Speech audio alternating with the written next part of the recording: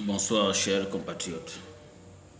Excusez-moi, je fais une petite vidéo court, pas trop long, concernant la situation de notre pays. Bon, je vais un peu m'insurger un peu concernant un peu la coalition qui semble être créée entre Manganga Moussavou et le professeur Albert Ndossa. Bon, je vais sur le point. Moi, je ne sais pas, est-ce que faire de la politique, ça fait aussi en sorte que les gens puissent avoir la perte de l'éthique morale ou de réflexion et encore moins de bon sens. Déjà, Manganga Moussavou, c'est pas quelqu'un, c'est pas un papa et monsieur à faire confiance. Je peux prendre peut-être 2 ou 3 exemples, même comme j'ai dit au départ. Est-ce que faire la politique, c'est faire recours repousser l'éthique morale et le bon sens. Depuis les élections comme 1993, Manganga Moussavou a été toujours seul, est toujours parti à l'élection seul, comme les autres candidats. Là, je coupe court.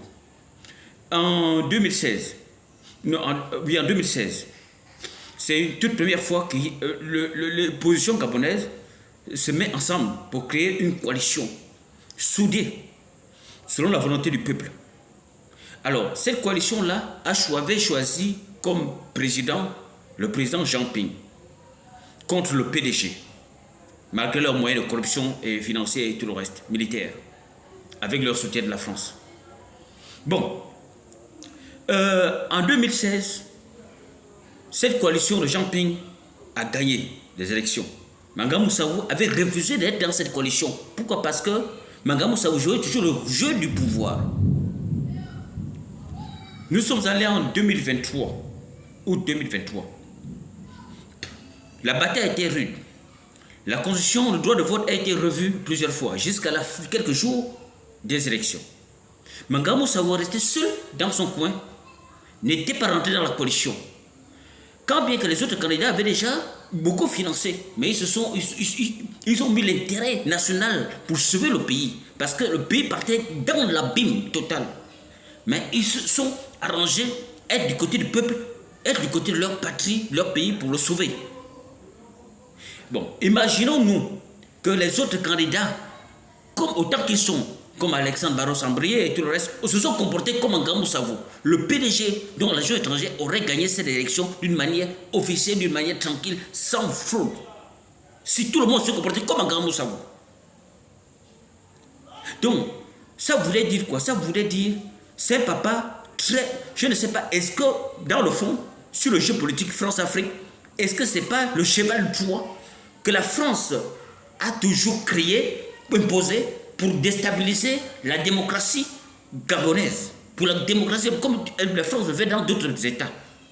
Moi, je pense que ça doit être ça.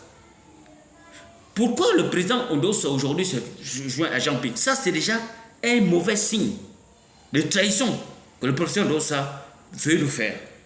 Nous, on a fait 60 ans de pouvoir, de Bongo PDG, de politique, de mensonges, de ce développement.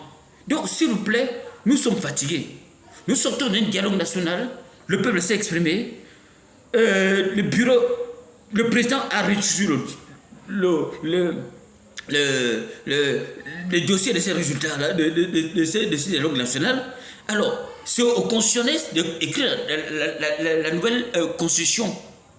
Nous sommes fatigués des jeux politiques de Manganga Moussavou, tout le reste. Qu'est-ce qui se passe?